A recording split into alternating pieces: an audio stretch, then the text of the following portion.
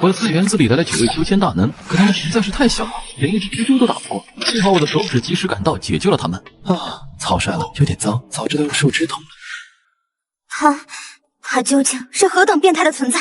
我们9大圣人合力都无法抵挡的混沌魔蛛，竟被他瞬间灭杀了。多谢前辈出手相救。敢问前辈是仙界的哪位主宰？我们是下界飞升而来的修行者，如前辈不嫌弃，我愿加入前辈的宗门，恳请前辈收留。这不仅是一个逆天机缘，还是我们唯一在仙界生存下去的机会。世界树周围的前辈飞升者们就是前车之鉴。虽然很冒昧，但还请前辈收留，哪怕只是做前辈身边的杂役也行。宗门主宰，我不过是个身患绝症快要嗝屁了的普通人罢了，我并无宗门，也不是什么主宰。本是平常的话语，但落在小人们耳中却惊雷炸响，他们更加惊恐，纷纷跪地恳求道：“还请前辈收留，我等愿意侍奉前辈左右，哪怕不拜师也行。”我不是什么了不起的大人物，不过你放心吧，我会尽量保护你们的。至于侍奉的事，以后再说吧。其他小人也连忙点头附和，在他们眼中，我无疑是一个强大至极的存在，能侍奉我左右，对他们来说是一种荣幸。鸟群小人玩似乎挺有趣的，不然他们再被什么笨重小动物杀掉还挺可惜的。我不是什么大人物，但我会尽量保护你们的。小人们听到自己的承诺，感觉自己在这个世界算是站稳了脚跟，心神一松，本就疲惫不堪的他们纷纷晕倒。啊，怎么回事？不会就这么死了吧？我伸手想要摸摸他们，但又怕力气太大，把他们按扁了。于是就先将被蜘蛛丝困住的小人们解救出来，让他们去检查昏迷的同伴。你们去那看看同伴们怎么了。遵命。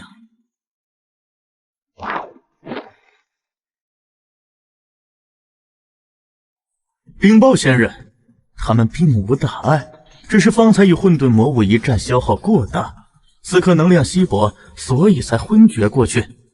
通俗点说，就是饿晕了，对吧？可以这么说。于是陈峰随手从兜里掏出半片面包，没什么其他的了，就半块面包，你们将就吃一点吧。陈峰把面包放在地上，可是在小人们眼里，陈峰的动作就太过于震撼了，整个胳膊若擎天之柱，拿着面包的大手放下来，简直就像是一颗陨石下落。这力量太恐怖如斯了，在下界恐怕随意一掌便能灭掉一个国家。多谢仙人赏赐，我等感激不尽。不用客气，吃吧，慢慢吃。小人们吃了东西，也恢复了体力，可以慢慢的飞行了。真有趣啊，像养了一群小动物一样。吃饱喝足，小人们决定套套近乎，说不定多多清静的话，能拜入仙人门下。多谢仙人救命之恩，我等愿誓死追随仙人。区区半块面包，不必在意。对了，你们在这里生活挺危险的，可能会遭受到蛇虫鼠蚁的攻击。要不我给你们换一个环境吧。全凭仙人安排。程峰将他们捧在手心后，就朝着屋内走去。可是刚把他们带离小树3米远，小人们的身体就开始急速干枯，生命力迅速流失。仙人，糟了，这是怎么回事？还是先把他们放回去吧。你们好像不能离开这棵树的范围，不能加入程峰的宗门，让小人们感到遗憾，但也只能认命。谁让他们弱小离不开这棵世界树呢？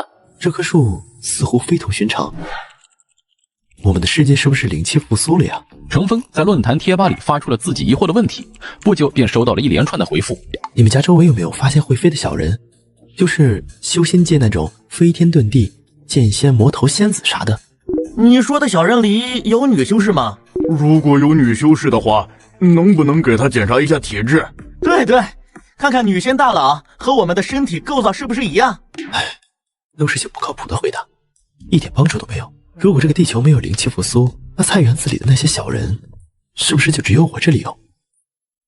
第二天，我再次来到菜园，没想到才短短1晚上，小人们居然已经自己建造好了洞府，真是厉害。咦，他们只是在修炼，要是我也能修行仙人之力，绝症就有可能被治愈了呢。仙长，您来了。那个，我就是想问一下，你们修炼的功法能教给我吗？仙人前辈想要我们的修炼功法，不方便吗？不是，只是仙人您如此强大，你傻呀？仙人或许只是想看看。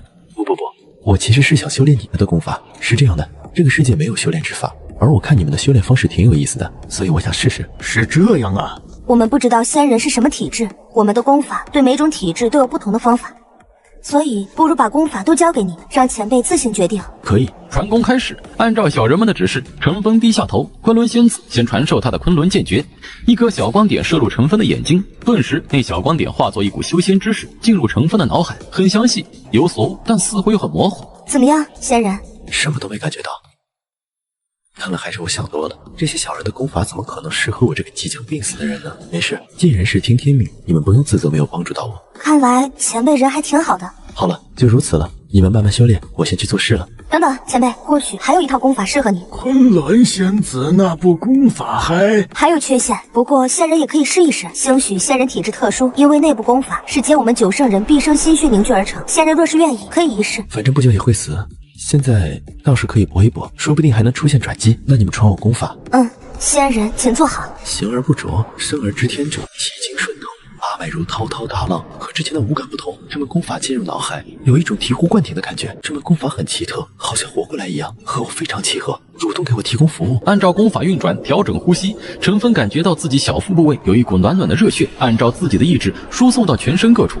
先是在肚子里面绕了一圈，然后向四肢百骸游走。1个周天之后，热流回到了丹田。舒服，就好像做了一次288的大保健。这门功法有用，我也能修炼。能修炼就好，这样就体现出我们的价值，以后双方的关系就不是程峰单方面为爱发电了，这样对于我们的生存有很大好处。没想到居然都天黑了，我只运转了1个周天而已，竟然用了1个白天，怪不得都说神仙洞中方一日，世上1000年。而且我能明显感觉出身体在变好，力量、肺活量、气血等等都上升了一点点，就连渐冻症的后遗症居然也消除了一点。如此一直修炼下去，自己的癌症说不定就会彻底治好。仙人前辈入门的速度已经很不错了，换做普通人还需要更多时间。我现在的修为到了什么程度？有没有突破炼气1层？这个，看他们的态度，我肯定没有突破到炼气层。仙人也没必要气馁，这个世界的可修炼物质太少，或者是世界规则不同于下界，修炼速度难很正常。只要仙人前辈觉得自身变强就可以了，其他其实没必要在意。修炼是一件长久的事情，需要时间孵化。能让身体变好已经不错了，至少有了解决绝症的方法。经过这些天的事情，我总结出了一个道理：相对于生死大事来说，世界上所有的事情都是小事情。无论是分手失去谁，或者失去工作，分手了可以再找，失去工作了也可以再找，朋友没了可以再交，唯独生命没了，那就没了。陈峰的肚子突然叫了起来。我去搞点东西吃，你们等等。说完，陈峰直奔厨房，煮了整整3大碗挂面，煎了10个鸡蛋，整整把1把挂面都煮完了，给小人们分去一些，全部被陈峰送进肚里。就这样才吃了8分饱。吃的东西都吃完了，只有明天才能想想办法去街上买一些日常用品。今天是和前女友分手后2个月心情最好的一次，或许可以说是这几年我内心真正开心的一次。以前和苏怡在一起，精神太内耗，身体也因为大量工作而疲惫，整个人其实并不是很开心。或许分开对我们来说都是一个很好的选择。吃饱喝足，程峰不再彷徨，直接睡大觉，期待着明天继续修炼。而陈氏的一角，苏怡正气呼呼睡不着。这个程峰真是纠缠不清，都说分手了，居然还要去纠缠我父母。他以为这样就可以让我回头？他这样只会让我越来越讨厌他。我永远不会原谅他的行为，也不会回头。翌日，程峰在天微亮的时候就起床，去小镇上买了一些生活用品，回家继续修炼。他沉迷在这种身体变好的修炼之中。今天1个周天比昨天用时整整短了1个小时，看来随着身体变强，运转的次数变多，以后体内那股内力每运转1个周天的时间都会变少。我现在的身体又强了一些，再修炼几天，估计就和普通人差不多了。仙人前辈，您的修炼速度令人刮目相看，您真是修炼界万中无一的修炼天才。没那么夸张，其实我知道我还有很长的路要走。仙人前辈谦虚。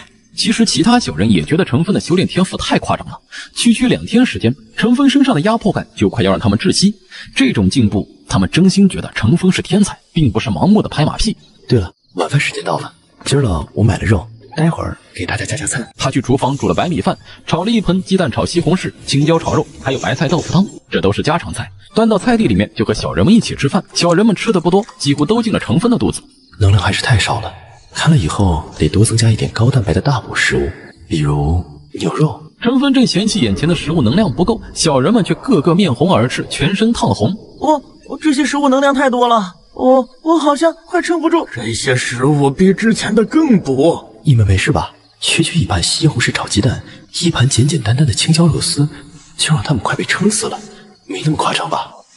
仙人前辈不用担心，我们只是贪嘴，吃了太多东西，等消化就好了。这是一场机缘，若是我们能够消化，实力也会跟着强大一些。不愧是仙界，随便拿出点什么都是大补之药，可以让人迅速恢复体力，增加修为。就是吃太多可能会被补胀。仙人前辈平时都是吃这些，难怪身体素质那么可怕，仅凭借单纯的肉身力量就能碾压一切。仙界果然还有很多我们不了解的东西。这个世界到底是一个怎样的世界？实在想不通，能在这种世界生活的都是什么存在？9个小人艰难起身，盘坐在地上，运功消化吃下去的食物。直到10分钟后，小人们终于消化了体内的力量。无名剑仙手前苏醒，怎样？感觉还好吧？陈峰宏大的声音从脑袋上炸响，响彻苍穹。多谢仙长关心，我还好，不仅消化了体内的力量，修为境界也变强了一些。在下界我们的修为已经止步，没想到来到仙界竟真的松动了。多谢仙长厚赐仙物，在下感激不尽。就只是家常菜而已，就被这些小人当做灵丹妙药，他们的追求有点低呀。小神魔们逐渐苏醒，他们感受到自己体内的力量涌动，不由得万分惊喜。他们都变强了，程峰也能感受得到这些小人身上的气息气息我察觉不出，可是小人们身上的光变亮了一些，所以应该是变强了吧？但我怎么感觉似乎依旧能够一根手指碾碎他们？程峰见小人们醒来，也没必要护法，相互聊了一下。小人们对程峰肯定是感恩戴德，程峰却没放在心上，自己去做自己的事情。原本他还想继续修炼，想了想，运行一个周天下来恐怕要生厌，不休息可不行，于是打消了念头。闲下来又感觉无所事事，所以他索性拿着锄头在院子里松土挖地。变强了，力气也大了很多。没有修炼之前，我割草都会疲倦，现在哐哐挖地竟然很轻松。也不知道我身上的绝症是不是也相应的解决了。等哪天有时间了，一定要去医院检查一下。随即程峰一口气把房屋周围的土地都挖了。别人的修仙是斗人、斗妖、斗天、斗地、斗命运，争的就是大道，斗的就是独木桥，各种厮杀残酷。而我修仙居然用来挖地，这传出去不得被同行笑话死。还好这个世界貌似没有人修仙，仅有我一人。往后的几天，他依旧修炼，清理杂草，挖地。除了房子周围，他附近还有很多的荒芜的地，每天都过得很充实。期间，大伯一家偶尔来看望过，都待不久。其他人未来过，手机也没消息。程峰越来越强，但让他郁闷的是，依旧没有突破炼气1层。算了，顺其自然。不过随着修炼，我的食量越来越大，是时候出去再采购点食物了。种子、大米、菜、肉、奶制品，程峰列好购物清单。或许要购买的东西有点多，一个人根本拿不回来，得找大伯借车去了。合上清单，程峰往大伯家走去。今天城里的医院寄来一张单子，说小峰生病了，还是癌症，时日无多，怪不得他要回农村。原来不全是和苏怡分手的原因，也不知道苏怡一家知不知道这事儿。管他们知不知道，小峰是我们家的孩子，用不着别人管。待会儿你卸完货，赶紧去看看小峰，他现在一定很不好。这孩子呀，真是可怜，生了重病又没有一个人陪着，唉。待会儿我们一起去看看小峰，他太苦，年纪轻轻就没了爹娘，现在自己又……陈峰对于大伯和大婶的讨论一无所知，正往大伯家去。他也不觉得自己苦，并且这段时间很快乐，摆脱了工作束缚，真正找回自我，放松心情。救命！救命啊！快来帮帮忙！谁来帮帮忙啊！陈峰大惊失色，连忙跑进院子，发现大伯正被一辆侧翻、满载玉米杆的3轮车紧紧压住，整个人都被埋在里面，只看到脑袋一点露在外面。大伯心急之下，顾不得许多，箭步上前。小峰，是你，你快去找人帮忙！你一个人。大婶话还没有说完，只见陈峰半蹲下来，两手抓住3轮车侧翻的底部，那3轮车居然离地，直接被陈峰推得向另外一面滚了一圈。大伯，您没事吧？小峰，他不是生病了吗？这是生病了的样子，还是他的力气怎么这么大啊？双手用力一拉，居然把三轮车给掀翻了。这三轮车加上车上满满的玉米杆，怎么也有个400-500斤重吧？程峰就给他掀翻了。这关键是医院发来的病危通知单里，不是说他生了大病，身体极为虚弱，随着时间的推移，甚至走路都成困难，直到死亡。可眼前的程峰哪里像半点生病的样子啊？这健康的不能再健康了呀！方才情况危急，程峰也顾不得许多，所以才展露出自己的实力。当然，他压根也没打算隐瞒。大伯，您没事吧？嘿嘿，没事没事，就压了一下，也没压到要害，不用担心。要不还是去医院看一看吧，挂号看病也不贵。人没事，不痛不痒，就是被压住了动不了而已。咱老程家身体素质就是猛，你担心个什么劲？大伯动了动自己全身，看得出来他确实没事，这让程峰松了一口气。小峰啊，你力气也太大了吧！刚才你就这么咻的跑过来，噌的一下就把三轮车给掀翻了。那三轮车可不轻啊，你哪里来的这么大的力气啊？对呀，小峰，你力气怎地这么大？这三轮车不轻，没3-4个人可抬不起来。可能我天生神力吧，我可不能把修仙的事情说出来，至少目前不能说，不然大伯和大婶会以为我是神经病。对了，大伯，你刚才不是说咱们老程家能力强，身体素质猛，我有一把子力气，不是正常吗？你这小子欠打，还会读我的话。大伯，你可别动手，小时候可没挨你揍，现在我长大了，你再揍我，我可会很没面子的。小峰，说正经的，你是不是生病了？得的还是癌症？医院说你时日无多，所以才选择回家。孩子，你太苦了，要不你过来住吧？我知道你性子要强，可是我们是你的家人，家人可没什么麻不麻烦，你过来，我们也好有个照应啊。是啊，小峰，你可别一个人硬撑啊，万事都有我们。大伯一家总是能给我意想不到的温暖。大伯大婶，你们别担心了，我身体好好的，哪像有病？你看我这不是好好的，400-500斤的东西说翻就翻，谁家有病是这种的？可是医院都发病危通知单给我们了。病危通知单？病危通知单还会往外发的吗？应该没这规矩吧。不管怎么样，大伯一家确实得知了我的病情问题，但是现在我的病已经慢慢稳定，都修仙了，区区癌症算什么？之前的确无能为力，现在应该没问题了。那可能是诈骗，或者记错了。活着不是好好的吗？要是我这把子力气都有病，那世界上就没有正常人了。大伯大婶，你们不用担心，我好得很，回家就是厌恶了城市的生活，想回农村生活而已。大伯大婶面面相觑，半天才道：“你确实没病，还是说你是怕我们担心，怕拿到我们才……放心吧，我健康的不能再健康了。再说了，我要是真有病，有麻烦到你们的时候，我肯定不会客气的。”哦，那就好，那就好。刚得到消息的时候呀，我们吓死了，还想着收拾完玉米杆就去看看你。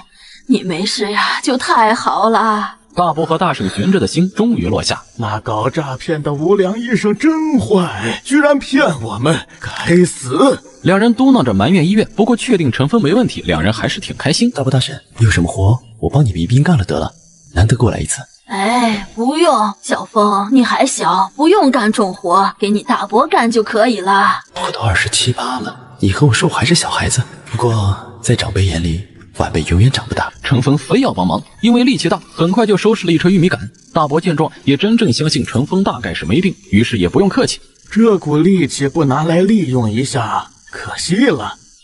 刚好家里的石磨倒了，我一个人抬不起来。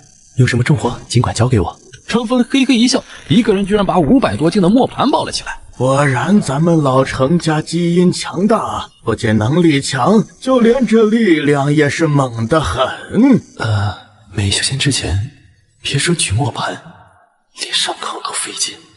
看来这段时间我真的在进化。随后，程峰见他们没担心，便借车去镇上买生活物资。购买完购物清单上的东西，程峰把车送回大伯家，自己又回到家里开始修炼。现在运行完1个周天，居然才到下午4点出头，修炼速度增加了至少1倍，以后1个白天可以运转2个周天以上。修炼完成后，程峰刚来到菜园，就发现昆仑仙子和无名剑仙准备切磋。昆仑仙子，你我是首先突破的，就切磋切磋，看看近日修行所得，我们点到为止，如何？这昆仑仙子太漂亮了，至于身段比例，那更是惊艳。无论是手机上美颜过度的网红，还是全方位照相都没有死角的明星，都没有昆仑仙子漂亮。不过唯一的缺点就是太小了。可以，很久之前就想领教无名剑仙的剑道，上一次交手还是在下界，那时候我们隔着千万里对了一招，我便一直想找个机会和你好好打一场。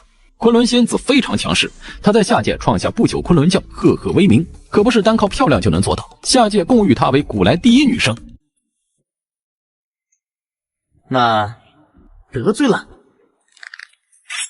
万剑！无名剑仙一剑化万剑，密密麻麻的白色小剑自他脑后分化而出，铺天盖地朝着昆仑仙子席卷而去。昆仑仙诀！昆仑仙子双手结印，一个巨大光球笼罩自身，上面流淌着各种先知符文。昆仑仙子的攻击比上次对付蜘蛛时多了一点变化，就是那些符文，可变强的幅度太小。以他们现在的实力，还是打不过上次追杀他们的蜘蛛。小树下，昆仑仙子和无名剑仙已经缠斗激烈，剑之海潮想要淹没昆仑仙子，可那把飞剑接触到昆仑仙子的符文光球时，纷纷被弹开，或者直接崩坏碎裂。昆仑仙诀，青龙祸！一头青龙模样的怪兽从昆仑仙子的符文光球冲击，撞向无名剑仙。昆仑仙子果然收获匪浅。说完，无名剑仙手捏剑指，结了一个反锁的印。清玄剑道，开！一道手指大的火光大剑从他身前凝聚，巨剑和青龙猛地撞在一起，轰的一声同时碎裂，而无名剑仙和昆仑仙子纷纷被爆炸的威力掀飞。我猜的没错，你不是当世之人，而是古之至尊重现。若是没有意外，你就是古之至尊中的剑圣李清玄吧？无名剑仙的道夹杂着古代至尊的气息，那是昆仑仙子年轻时进入秘境失恋遭遇过的，他记忆犹新，因此差点为此陨落。昆仑仙子果然拥有大智慧，还是瞒不过你。我早就怀疑你不是当世之人，果然。没办法，上古找人推测过，只有今世仙路才会开启，所以只能蛰伏下来。这似乎涉及到修仙界一桩巨大秘密，但这对陈峰来说好像没什么意义。蛰伏不知道多少岁月，就为了飞升到蓝星这个鬼地方。为了这个目标，你们还真是拼尽全力呀！哼，我在未正道之时，曾经被古之至尊偷袭，差点身死道消。从此，我便发誓，一定要找到至尊余孽，报仇雪恨。仙子莫要误会，李清玄一向光明磊落，偷袭你的另有其人。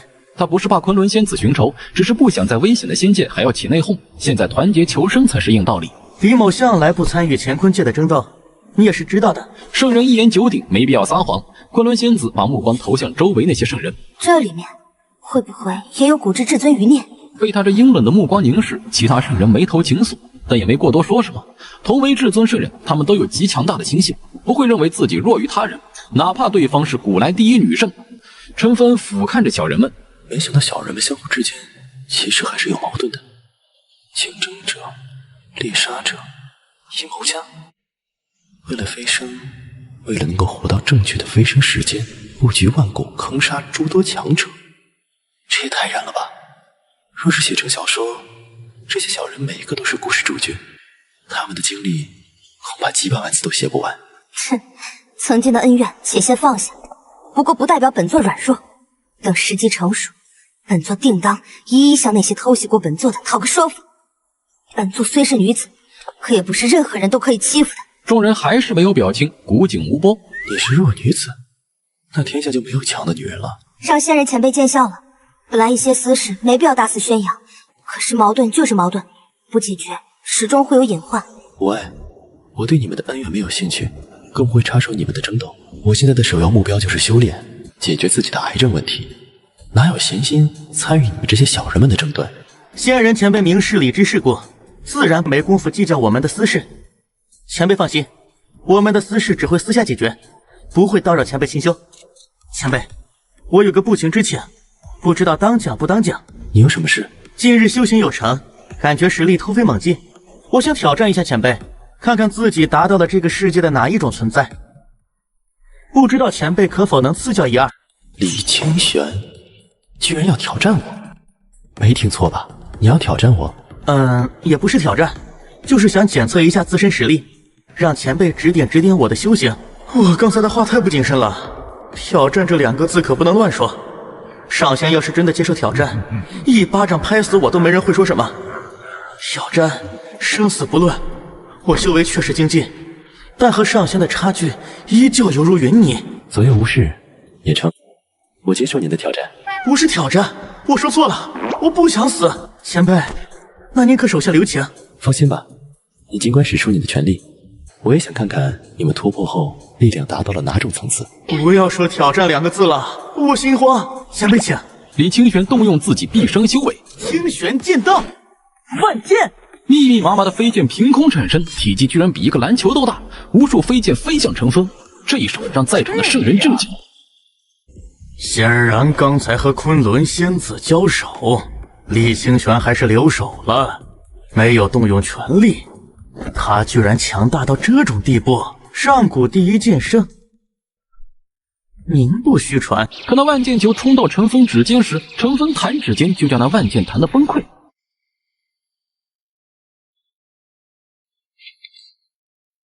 万剑合一，李清玄凝聚剑道，一柄布满上古符文的光剑出现。清玄本源加持，李清玄更是动用了自己本源正道之道纹，加持在巨剑之上。虽说是巨剑，其实也就比2根手指头加起来大。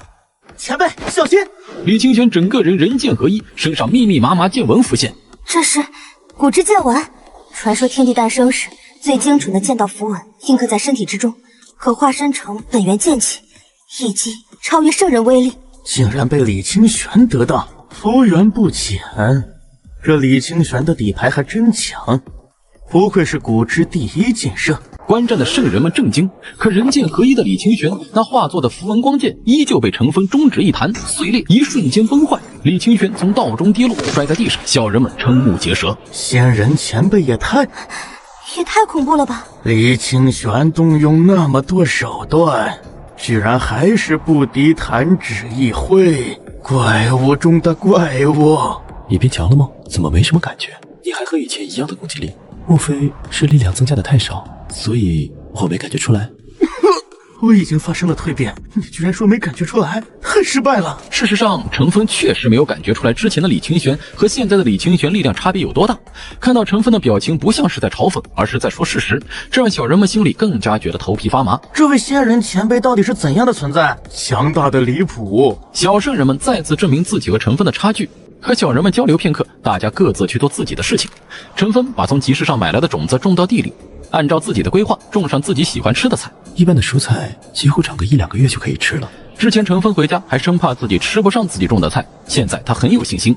种完菜吃了饭，陈峰便去休息了。第二天，一串手机铃声把他从床上吵醒，他在枕头上摸索了半天，摸到手机，睡眼惺忪。喂，哪位？哪位？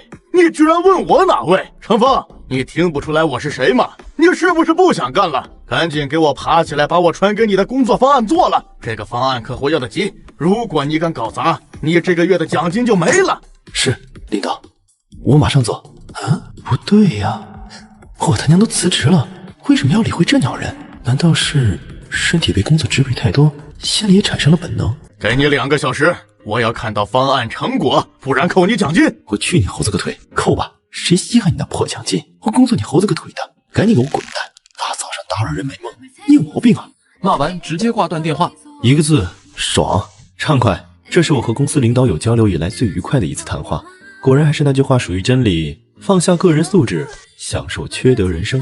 没有素质真的太能自我满足了，没有素质之后心情都好了很多。那个领导再次来电，陈峰接听。好啊，好你个陈峰，你他妈居然敢和我这么说话，你不想干了是吧？你知道外边有多少人想要这份工作？你现在立马给老子收拾东西滚蛋！敢骂老子就骂你怎么地？你装什么成功人士？在外人面前你人模狗样，在公司里你屁都不是，1个月就那点工资，搞得你施舍谁一样。老子给你工作是价值交换，而不是靠你施舍工资养活。你算什么玩意？作威作福！就你那斜眼鼻子歪的，怪不得你老婆跟人家跑了。关键你自己还不知道自己丑。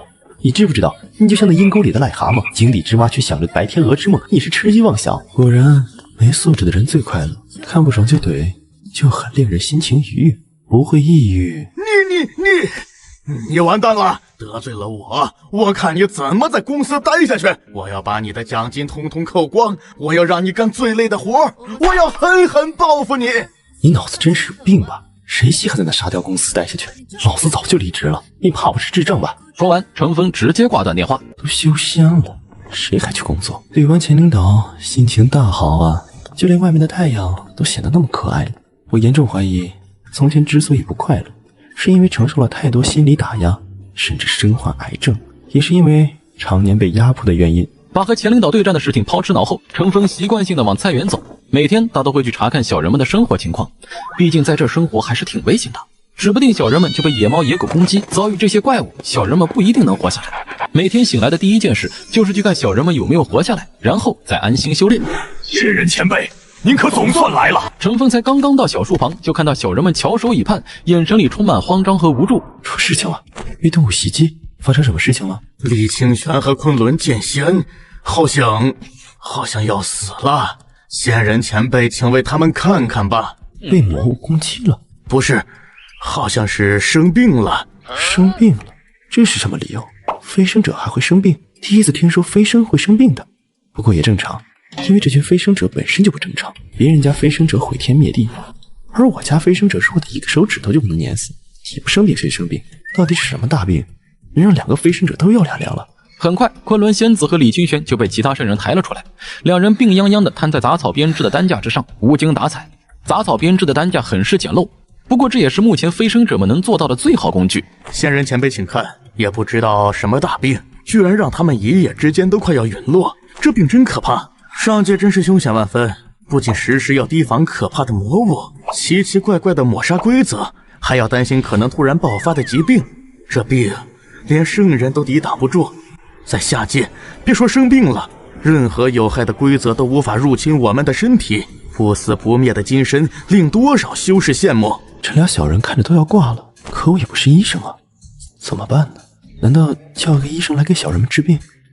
可拉倒吧，这么小的小人，真请医生来了，他们也不一定能治好。回禀仙人前辈，昨晚他们就已经生病了，二人身上忽冷忽热，额头好像被火烧一样烫，喉咙直接发出声音，不停咳嗽。程峰凑近仔细看，小人躺在担架上，实在太小，看了半天属于无用功。程峰无奈，只能拿出手机，再次来到网络怪物论坛上询问。提问：如果你们有一个小人国，而里面的小人生病了，症状为忽冷忽热，额头很烫，喉咙肿痛，鼻塞流鼻涕，你要用什么方法治好这些小人？小人们大概得了什么病？现在躺板板了，好像起不了床，在线等答案，急！兄弟，你小说看多了吧？还假如你有一个小人国，你怎么不说你现在正在修仙呢？小人国里有没有妹人？那妹子生病了吗？如果有的话，可以让她先把衣服脱了，你好好给她检查检查身体，可别遗漏了什么大病。这个 ID 我看过，上次说检查身体的也是他，真是智障。楼上真的是素老色批，脑子剥开全是芒果色，鄙视。根据我做兽医13年的经验，如果你家小人没有意外的话，那就要出意外了，因为严重到起不来床了。不过作为兽医的我有一计，保证药到病除。什么计？如果我没猜错的话，你的小人应该只是感冒了，口服几粒感冒药，立刻药到病除。感冒就这么简单？4楼你确定？你作为一个兽医，你还能治人的病？人与兽之间有什么区别？再说了，他都能中2到说自己有一个小人国，我就不能以兽医之名行医仙之事。况且楼主说的那些症状，是个学医的都知道，仅仅是感冒了，好吧？吃一颗感冒药，睡一觉不就可以了？有那么复杂吗？这群中二病还在疯狂互怼，而程峰则关了手机。经兽医这么提醒，程峰再好好观察昆仑仙子和李清玄的状态。确实就是感冒了。昨日他们是不是着凉了？昨晚确实有寒气扑来，冰冷得很，使人手足僵硬。我们都回房避寒，可他们2人性子要强，尤其是被仙人前辈一直弹飞，又觉得自己不能再这么弱、这么堕落下去，依旧在修炼，然后就没有然后了。现在天气已经开始进入秋天，夜里时常清冷，别说这些弱鸡到爆的小人们，就是正常的成年人都容易感冒。你们等着，我去给他们配一点药。程峰回房煮了一碗开水，然后拿出那碗他之前用剩下的感冒药，整颗拿过去，小人们肯定没法服用。想了想，程峰把胶囊打开，倒出药粉，再配以热水搅混。做完这些，程峰将汤药端了出来，给你们舀些药汤，给二人服下。仙人前辈，这是什么药？治病的药。小人们见程峰不说，也不敢多问。可让小人们惊讶的是，这不知道是何种汤药的东西，二人服下之后，居然很快就有好转。这药汤很有效果，不愧是仙人的东西，果真有起死回生的作用。他们看向程峰的表情更加崇拜了。仙界之物，仙界之人，深不可测，尤其是这位仙人前辈，更是无所不能。神明就是神明，在下界我们是圣人，宛若天神一样的存在，而在这里，程峰对于我们来说就是神明一样的存在。而程峰看到感冒药有用，也不由得松了一口气。能治好就成，人家飞升者天下无敌，战天战地战空气，秒天秒地秒空气。而我家飞升者就因为晚上熬夜修炼，天冷了一点居然感冒了。更为关键的是，区感冒差点要了他们2个的老命。您就说说这飞升者让不让人操心吧？昆仑仙子服下药，浑身冒汗，不多时缓缓醒来。多谢仙长前辈救命之恩，昆仑仙子没齿难忘。不必乱动，你安心休养吧。最近就先别修炼了，把身体养好了再说。可别为了提升境界，剧烈修行感染心肌炎什么的，那可是要命的。心肌炎那是什么？不过既然是仙人的告诫，那就不修炼了。事情太急，修炼本就应该循序渐进，过犹不及，会出现诸多问题。程峰见小人们安全，给他们拿了一些面饼，而自己也选了一大块牛肉，准备打坐修炼。没想到那个电话又响了，这领导怎么回事？挨怼没够，把手机静音丢在一旁，继续修炼。他可不想为了一个小小的前上司而去内耗。程峰一个周天运转下来，浑身畅快。不错，力量又有增长，速度没有前几天长得快，不过也是进步。身体的状况又好了一些，筋骨通畅，气血活络，比没生病之前的身体状况还要好了。居然才1点多，这次我运行1个周天需要的时间居然比前几次要快得多，算是一个质的飞跃了。这意味着以后1天以内我就可以运行2个周天，实力会以双倍的速度增长。如此速度，突破炼气1层指日可待。不过我这2波以前领导也不知道抽什么风，居然疯狂轰炸我的手机，短短1个上午居然有23个未接电话，这是电话打上瘾了吗？程峰正准备进行拉黑操作，电话又来了。犹豫片刻，程峰接了。喂，有何贵干？是不是被怼了不服，想骂回来？我劝你还是别自取其辱，因为你根本骂不过我。程峰，好不容易才打通程峰的电话，他也不敢发作了，而是和颜悦色。小峰啊，我们之前是不是有什么误会？这年头工作可不好找，你离职了也很难找到工作的。不如这样吧，你回来上班，我当什么事没发生。这段你缺勤的时间，照样给你算工资和全勤，就算你带薪休假了，如何？老子都修仙了，那鸟班谁爱上谁上去呗，小爷可不想伺候了。还有，这领导嘴脸转变太丑恶了，肯定不是为了自己好。得了吧，您另请高明吧，我可不想再进那鸟公司了。还有，能让您这么低声下气的和我合作，求我回去上班，是不是项目出了问题？是不是发现没了我那个岗位没人能搞定？也是，单靠那个小白实习生，还有什么都不懂却装懂的老油条，只会溜须拍马却升职加薪的家伙，能有什么能耐？听到程峰这话，那领导语塞，半天不说话。看来我猜对了。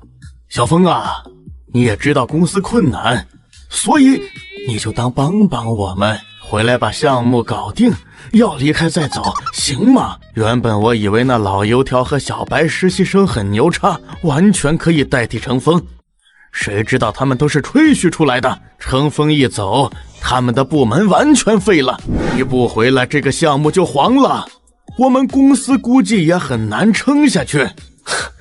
不是，你是不是误会了什么？我和你有什么交情可言？还有，你的公司经营不下去关我屁事。当初小爷在的时候你们不知道珍惜，还误以为谁都可以取代小爷，现在出问题了想起小爷了，去你大爷的吧！谁理你？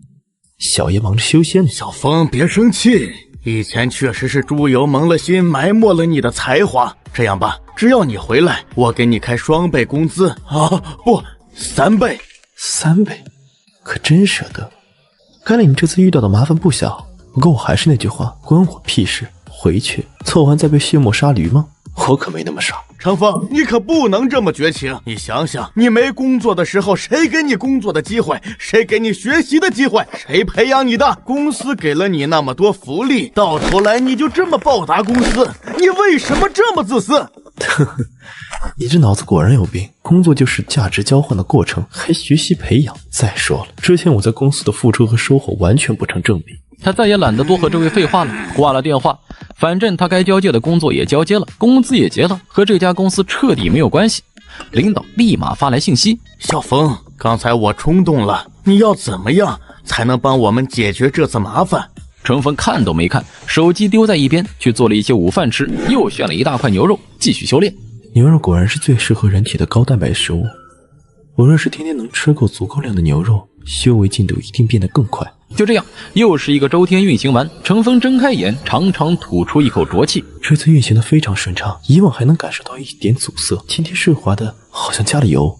程峰起身，全身畅快，随意打了几拳，每一拳都能在空中打出破风之声。不仅力量变强了，我的身体好像更硬了，不是普通人理解的硬，而是皮肤强度提高，小刮小擦根本不能在我的皮肤上留下伤痕。这若是修炼到最后，是不是可以像修仙小说里一样，手握日月摘星辰，世上无我这般人？算了，还是别好高骛远。修行之路很难，在修仙界修行者众多，也没见几个人能达到那种地步。成为那种强者，恐怕比考上清华北大的概率还要低。此次一个周天居然仅仅用了3个小时，要知道我第一次运行一个周天可是用了整整1天，进步很快啊！这姓王的有病吧？再打个电话问候问候他吧。祖宗，我叫你祖宗行了吧？求求你，帮我这一次吧！只要你给我解决程序故障，你让我做什么都可以。程峰本想直接拉黑，但是转念一想，还是说了一嘴：让我帮忙也行，给我外包聘请行业价100倍的报酬，不然我是不可能帮你的。祖宗，你终于说话了，祖宗。可是这100倍太多了。100倍不讲价，再多说一句直接拉黑。别，100倍就100倍。程峰这家伙太黑了，以前唯唯诺诺的老实人，怎么没发现他心这么黑？不过为了公司的前途，必须妥协。这就答应了。以前这家伙可嚣张了，让我涨100块工资就跟妈的祖坟一样，现在竟然这么好说话。看来这次的项目很重要。果然，只有拿捏了对方的命门，无论对方是谁，如何的性格都会唯唯诺诺。先转账再做事，你接受得了就给钱，接受不了就能接受。所谓用人不疑，疑人不用。再说了，小苏你的人品我还是信得过的。我说的是税后100倍价格。100倍价格还是税后？这心真黑呀！以前怎么没发现这家伙这么黑？不都说程峰是一个软柿子吗？你见过这么黑的软柿子？难道这家伙以前是装成小绵羊？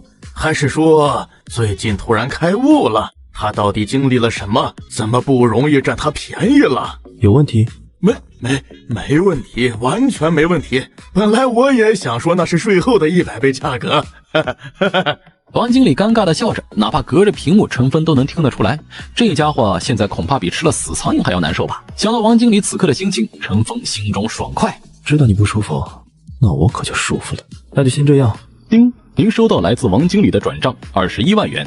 以前自己想要赚20万，不知道要多久，可是现在随随便便就有21万入账。唉，不管如何，有了这笔钱，我也可以好好安心的宅在乡村生活修炼。程峰回到房间，启动电脑，点开了王经理发来的程序，打开了久违的熟悉的编码数字，一行行密密麻麻的代码。这都是我曾经的心血啊，无数日月换来的成果。不得不说，我挺佩服当初的自己，居然能干出这么一大笔工程。修复 bug， 整理故障其实很简单，因为这是程峰自己写的代码，他一眼就知道问题出在哪里，手指在键盘上敲了几下，搞定，2分钟就赚了21万。做完工作，程峰想了想，没有立刻把处理好的文件发送给王经理，而是给王经理打了个电话。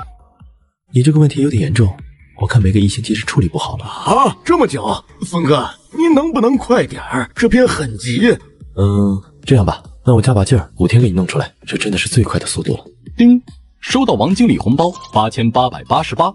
峰哥，您再想想办法，看能不能快点。王经理爽快，既然你这么豪爽，那我也豁出去了。2天，我通宵达旦，2天给你弄出来。长风兄，仗义啊！以前怎么没发现你这么仗义？多谢多谢，那就辛苦峰哥了。以后有机会，我一定会好好感谢你。你知道就好。好了，就这样吧，我先去赶工作了，回头聊。好，那就不打扰了。回头，陈峰就美美的去做晚餐了。另一边的王经理还以为陈峰在拼命奋战，若是他知道陈峰其实只用了2分钟就搞定了，其他时间都在摸鱼，又不知道作何感想。城市另一头，一个御姐刚从酒楼里送出几个身穿西装的男人，那些男人满眼高，仿佛是皇帝来享受生活一样，而女人则全程陪着笑脸，亲自给那些人开车门。林总您小心，林总慢走。等那些人开车扬长而去，女人才收起假笑，但是脸上的愉悦还是显而易见。又搞定一单，这单提成满打满算能有2500左右，这个月我肯定能有1万以上的工资。也不知道这程峰现在在干嘛？哼，那乡巴佬啊，肯定是在种地，也不知道回村有什么前途。我提成一单比他种地3个月的收入还多，唉，可是没救了。他呀，真没上进心，真庆幸和他分手了。唉，我越来越觉得这次分手是我人生中最正确的选择。毕竟我与程峰已经不是一个世界的人了，下一次见面，或许2个人的身份会天差地别吧。但苏怡不知道的是，程峰回乡后并未穷困潦倒，而他随便接了一个单子就赚了20多万。最让程峰惊喜的当然不是这20多万，而是修仙变强的感觉也让人愉悦。不知不觉2天时间过去，轰的一声，程峰突然周身金光大盛。我这是突破了炼气1层，感觉身上有用不完的力气，一拳一头牛不成问题，甚至能够力拔山兮气盖世。仙人前辈，您突破了，您突破炼气1层了。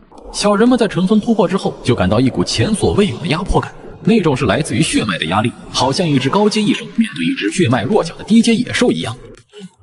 好像确实突破了炼气1层，好强大的炼气1层！不只是他，其他飞升者其实也都陷入震惊。程峰的炼气1层和我们理解中的炼气1层不一样啊，这是仙界的炼气1层。我说仙人前辈为什么那么久不突破？原来他修炼的效果和我们不一样，他的修炼效果远超我们的认知。和你们理解的炼气1层不一样，那我这是练了个什么东西？前所未有，没见过。那会怎么样？不会有问题吧？会怎么样我们也不清楚，不过会超乎想象的强，毕竟是我们9大圣人合力创造出来的修炼功法，怎么想都不会弱。这群教导我修炼的小人们竟都不知道我现在的状态，那我未来的路究竟会是怎样的？也许可以抽空去医院检查检查，看看我的癌症还在不。现在我的实力已经达到炼气1层，可以放松放松。钱嘛，赚了20多万，也足够衣食住行。仙人前辈，可能是因为你修炼的是仙术，以仙人体质修炼仙术会有不同的效果。应该是如此吧。在这个世界修仙，肯定和小人国世界不一样。若是力量涨幅相同，9个圣人飞身上来，早就把这个世界夷为平地。何至于这么弱鸡？炼气1层，我就感觉自己的身体进化了。对，就是进化了，好像脱离了原物种，向超人方向进化。我能听到100来外的蛐蛐鸣叫，准确判断位置，也能从杂乱的草丛中一眼看出蛐蛐微小的身体。随便打出一拳，泰森都得管我叫大哥。这仅仅是炼气1层就给我这种感觉，如果再往上，那真是越来越期待了的。叮，文件发送给王经理。叮，文件发送成功。哎呀，峰哥真是守时，说好的2天就是2天，甚至还提前了，十分感谢。这2天你肯定累惨了吧？辛苦了，辛苦了。幸不辱命，兄弟仗义，有时间请你喝酒，一定好好感谢你。这2天的焦虑心情在今天终于不见了。任务完成，这个项目没跑，准上市公司，前途无量。我们2清了，一手交钱一手交货。王经理你忙去吧，这2天有点累，我去休息了。好，兄弟你赶紧去休息，别累着，有事再联系。关掉微信，程峰决定去村里溜达一圈，结果发现池塘边巨石压着一个人。陈大叔，幸亏还没死。该说不说，陈大叔真是一个人才，竟能把自己塞进石头下，这操作正常人还真做不到。陈大叔，没事吧？叫唤几声，陈大叔艰难睁开双眼。救命啊！救命啊！长风，快救救我！我被石头压住了，出不来。打电话给村里人把我救出来。陈峰刚想说什么，陈大叔由于太过激动，又晕了过去。不省人事，打电话给村里人，等村里人赶到，恐怕你早就是一具尸体了。该说你是幸运还是不幸？不幸是你居然被石头压住了，幸运是你居然遇到了我，不幸是最近好像我实力一成长，总是能遇到各种各样奇奇怪怪的事情，好像被主角光环给笼罩了一样，变强就会遇见麻烦，然后用我的力量来解决麻烦。难道这就是规律，变强的法则？很难想象以后我越变强，会不会像都市降智小说一样，无论走到哪里都会遇到装逼打脸的剧情。例如去商场买根胡萝卜，都会遇到服务员挑衅，说自己买不起，一顿嘲讽之类的。例如自己上街，总会有一两个小混混上来一顿挨揍，体现出自己的主角价值之类的。又例如和个妹纸逛街，都会遇到富二代过来争风吃醋。随后陈峰蹲下，双手五指插进石头下做抬物姿势，猛地发力，那石头居然慢慢离开地面。这石头比我想象中的要重啊！也许是因为身上的压力轻了，陈大叔悠悠醒来。刚才我不是看到了长风，还让他打电话给村里人过来救命，怎么没看到他了？而且我身上的石头不见了，莫非这是临死前的回光返照，认为自己得救了？其实我要死了。他扭头一看石头的情况，猛地发现程峰犹如一只蚂蚁顶起一块比自己体积还要大好几倍的石头，正在慢慢的把石头推开时，陈大叔下巴惊讶的掉在了地上了。我靠！我真是回光返照，我真要死了！我看到了什么？我居然看到了程峰推着那块石头走。他感觉自己神经错乱，眼睛一花，接受不了这个现实，又晕倒过去，只能用2个字形容：倒霉。程峰没有理会陈大叔神经质的表现，石头终于远离了陈大叔和程峰。做完这些，程峰拿起电话打给大伯。什么？陈大牛受伤了，我们马上带人过去。听闻陈大牛受伤，直接挨家挨户招呼村里有力气的男人，火急火燎的到了目的地。叔叔伯伯们好，陈大叔好像受了很严重的伤，不宜乱动，需要担架抬到医院治疗。我这也没有工具，只能等你们了。众人一脸懵，不是说陈大牛被巨石压住了吗？怎么出来了？人呢？石头没压住啊！刚才压着的可能是石头重心不稳，靠另一边，我用锄头一撬就开了。我还以为是陈大叔死定了，还好他运气好。真的？当然是真的了，难不成我还能把几吨重的石头举起来不成？也是，人是不可能那么逆天的。大家快些把老陈送去医院，别耽误了，救人要紧。可就在这时，陈大牛却睁开了眼睛，扫了一眼周围的人群，最后目光落在程峰那张熟悉的脸上，一股记忆涌上心头，指着程峰激动大声说话：程峰，怪物，他不是人，他把石头举起来了！我靠，他是真怪物！大家看到陈大牛这般也没当真。哎呦，这大牛可真可怜啊，都开始说胡话了。唉，可能是受了太大刺激，快点送到医院，晚了脑子不好怎么办？就是。大伯，既然你们来了，那我就不跟你们去医院了，我还有事。好，有事你就去忙你的吧。于是程峰就这样回家继续修炼起来。第二天，他发现自己运转1个周天的时间再次缩短。之前自从缩短到3个小时，就再没动过。突破炼气1层之后，没想到再次有了动静，而且不仅时间缩短，我每次运行的1个周天所带来的力量比之前更加丰厚。以这种速度修炼下去，再过1段岁月，像昨天那种石头，怕就不是推动，而是真正举起来。这才像话，这才叫修仙嘛。估计我的剑斗症也消除的差不多了，找个时间去检查一下。洗漱完毕，陈大牛的家人送来礼物感谢，也不是什么贵重的礼物，就是一些土鸡蛋、2个大公鸡，一些自己种的水果蔬菜。和陈叔怎么样了？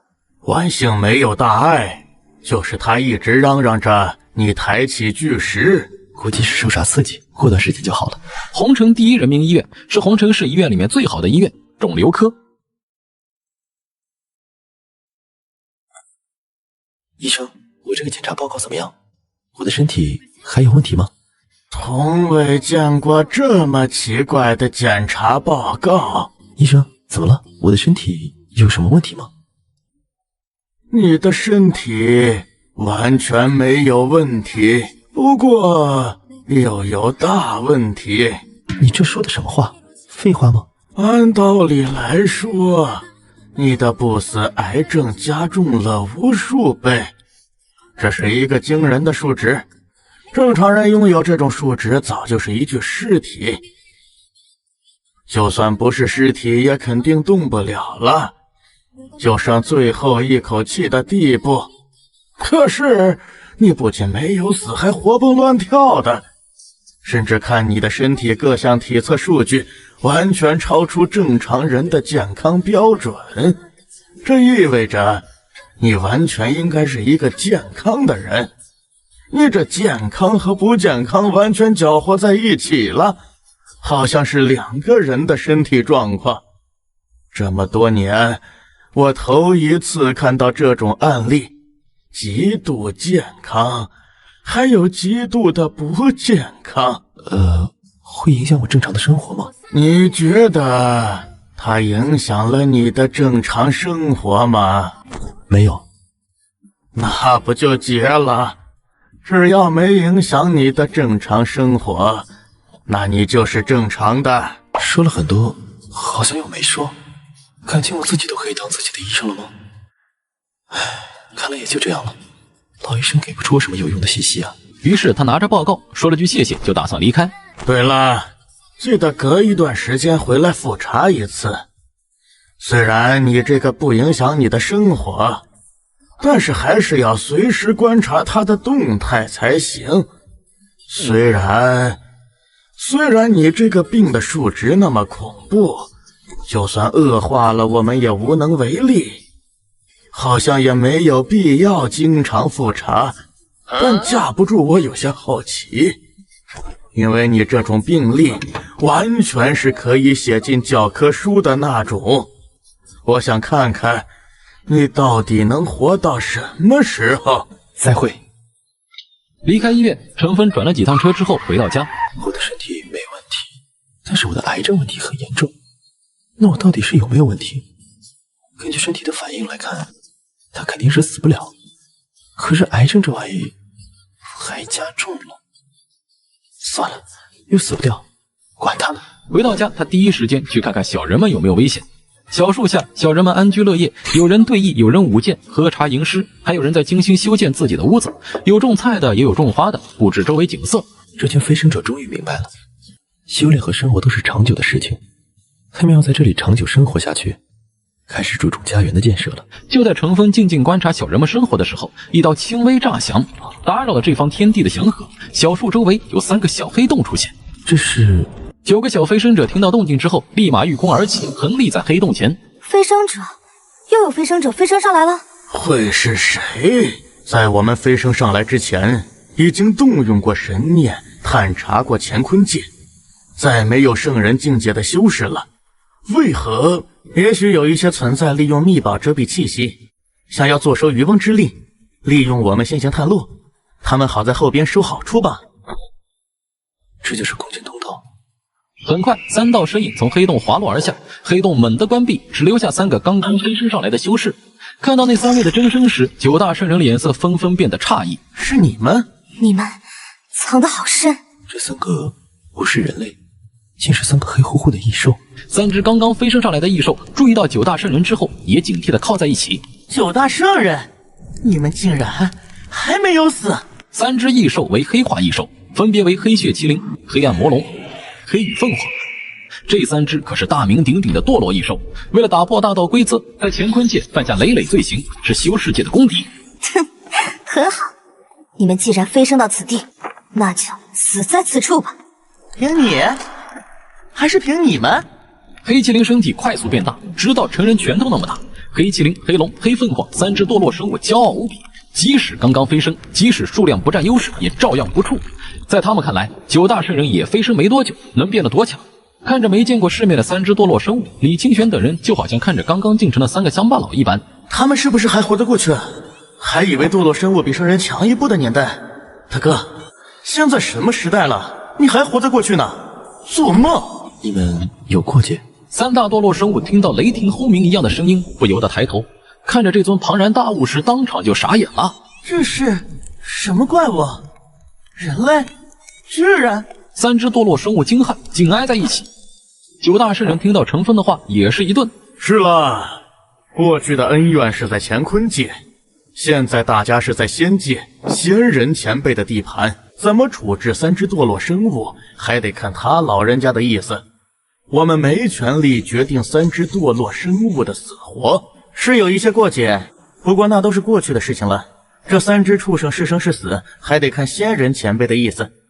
我等不敢越界定夺，也不敢越界决定，还请前辈宽恕。九大圣人方才一时心急，觉得自己不该替陈峰做决定，纷纷道歉请罪。三只堕落生物看到九大圣人在面对天空中巨人时，那是卑躬屈膝像奴隶一样的态度，顿时失色，同时眼里的鄙夷不屑不加掩饰，一点也瞧不起九大圣人了。原本以为你们即使为我做大敌，我等也会尊重尔等，毕竟尔等之气概配得上人高看一眼。原来尔等皆是一群软骨头，什么圣人，什么人族强者，没想到居然甘愿成为仙界生物的奴隶。老夫看错你们了，你们不配与老夫相提并论。我等宁愿战死，也不会像你们一样卑躬屈膝。身为人族荣耀，居然甘愿为奴为婢，我呸！李清泉和昆仑仙子等并不生气，这是他们心甘情愿做的。别说陈峰没要求，就算陈峰要求了，他们做了又如何？给仙人为奴为婢不丢人？无知！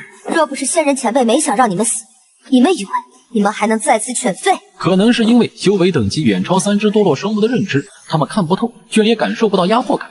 他们三个以为九大圣人还是当年模样。仙人前辈，我实在受不了他们了，请下令让我打死他们吧。没那个必要，其实。好不容易飞升上来三只动物，养着也挺好玩的。这只长得像狗，可以当狗养；那只长得像鸟，可以当鸟养；那只可以当蛇养。其实挺有趣的。神魔乐园里生物多样性也很重要。其实我挺喜欢龙啊、凤啊、麒麟之类，可能是华夏一族的人都会有喜欢神兽的情节吧。上一次清理菜园看到这类骨头，我都很遗憾没能养一只。现在有机会了，肯定要完成心愿。哈哈，也是，仙人前辈说的是，当宠物养也挺有趣。可是这些宠物不听话呀。听到陈峰的话，九大圣人顿时乐开了花，把堕落生物当成宠物养。这在乾坤界，谁敢动这种念头？谁能做到？堕落生物、宠物。一听到这些，九大圣人原本郁结的心一下子解开了。可三只堕落生物却气炸了，怒视着陈峰。可恶，竟然如此侮辱我堕落一族！我会让你付出代价。即使你是仙人，我等也要斩杀你！九大卑微的乾坤界败类，好好看看我们是怎么灭杀仙人的。我们可不像你们一样那样废物。身为乾坤界顶尖战斗力，居然一点骨气都没有。这三小只很暴躁呀，显然他们想上演一场斩仙的戏码。而九大圣人则纷纷抱树而立，打算看戏。三只堕落生物组合并肩，御空于苍穹，睥睨天下，仿佛九天十地，他们就是中心，一生桀骜不驯，傲骨凌天。他们瞧不起九大圣人，甚至瞧不上仙界生物。也难怪这龙凤麒麟这三只堕落生物组合在下界可谓是令人闻风丧胆，哪怕是圣人遭遇也会被抹杀。隐隐约约有无敌之姿，有自傲的资本。来到仙界亦有无敌心态，哪怕对方是仙界生物，也欲斩杀。纵然我等来自乾坤界，纵然一手需要对抗仙界规则，依旧无敌世间。你尽可过来试试。仙界生物又怎样？斩仙是我心愿。三只堕落生物直视陈峰的目光，战意亨涌，要化作实质。前辈，我看不下去了，要不我替您解决了他们。三只堕落生物回瞥一下九位圣人，发现他们含笑看着自己，就像看着三个小丑，这让他们无法接受。我们这么牛叉，你那是什么眼神？找死吗？真是不理解，是什么让你们这般狂妄不惧的？不用，这三只小东西在你们的世界好像挺厉害，我也想看看他们和虫子的战斗力相比如何。我们俯瞰人世间那么久，你居然拿我们这些至高存在和虫子比？哼，等口舌之快，不和他废话，直接灭杀，让他知道堕落生物不可辱。入之必受万劫之苦。龙凤麒麟三只勃然大怒，当即释放大神通往陈峰那边杀去，携雷霆万钧、毁天灭地的姿态。他们相信这种能力，哪怕是仙人见到都会变色。三只堕落生物就像三个散发黑色光芒的小电灯泡，撞向陈峰。果然神奇，这发出黑色光芒的东西还是第一次。话说，黑色的光算光吗？不过还不等他细想，3只堕落生物就冲到手边，弹了3次手指，3个堕落生物身上的黑色的光罩直接被弹破，相继砸落到地面。不约而同，3只堕落生物同时喷出一口黑血，3双眼睛惊骇地盯着天上的巨大生灵。咱们号称无敌可秒杀圣人、灭神屠佛的堕落之光，居然被人弹指一挥破了！这尊巨大的仙人到底是何方神圣？也太恐怖了吧！没有动用任何规则法术，纯肉身，弹指差点把我们抹杀。仙人这么变态吗？9位虎视眈眈的圣人也正玩味地看着他们，好像看一个笑话。黑麒麟终于知道他们为何从始至终这么轻松，这些人早就知道结果了。也不比虫子强嘛，刚才出手的力道还是大了一些，居然差点给杀了。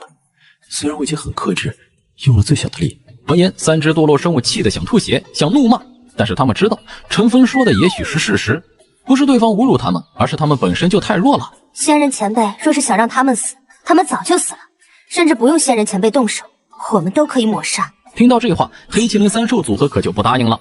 打不赢恐怖的仙人，还能打不过你们？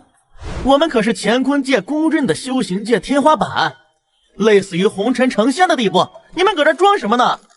对付你们这些弱鸡圣人，我一手足矣。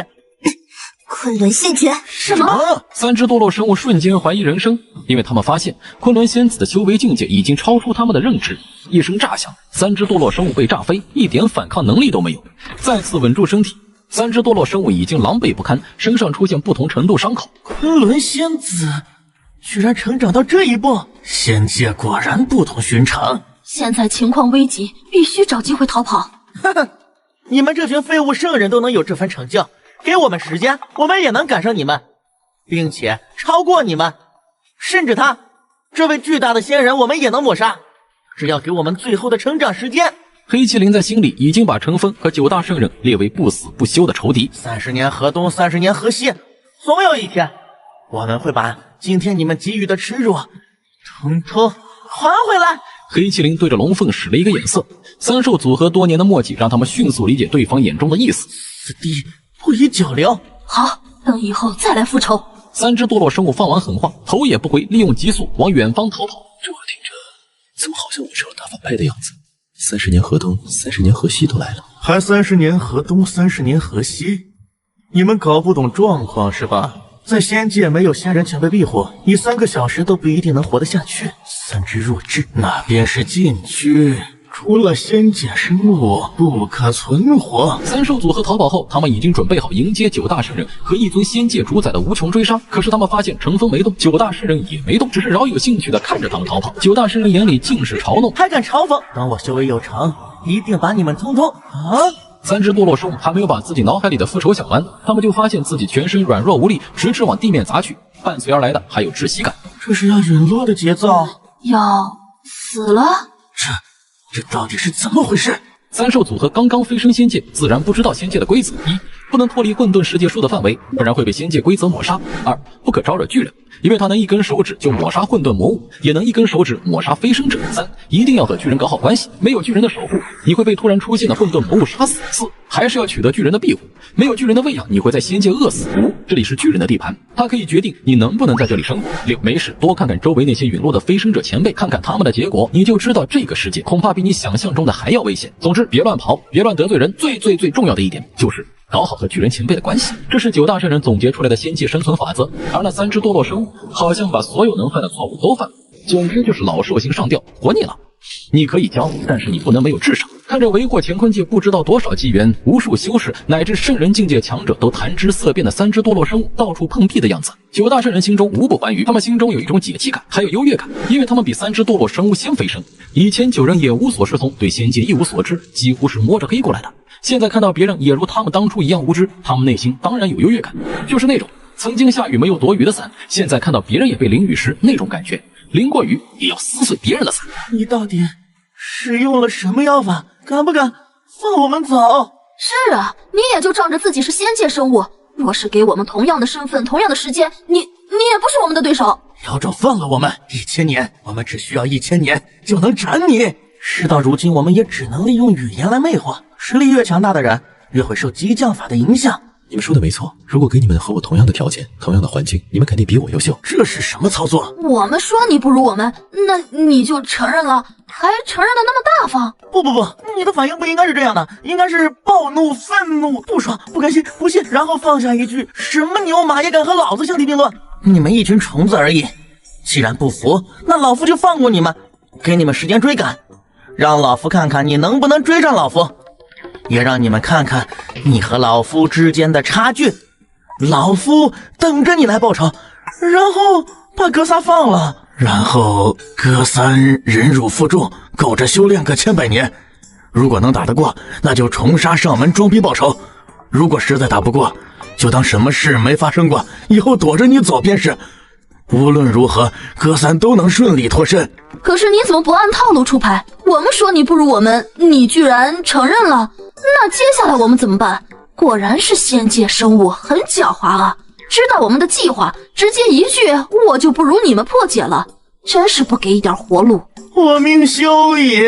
离开小树能力笼罩的范围，他们会越来越虚弱。这是他们第一次感受到自己离死亡这么近，这是真的要死，而不是开玩笑。但陈峰肯定不会让他们死的，直接捡起三小只，把他们丢回小树笼罩范围。那股窒息感随着消失，死而复生啊！活着的感觉可真好啊！应该死不了吧？死了就可惜了。回禀仙人前辈，死不了的，但想恢复也不是一朝一夕。哼，假惺惺，别想囚禁我们！你以为我们是这9个卑躬屈膝的人类？我们堕落生物一族有骨气，绝不会成为仙人的奴隶。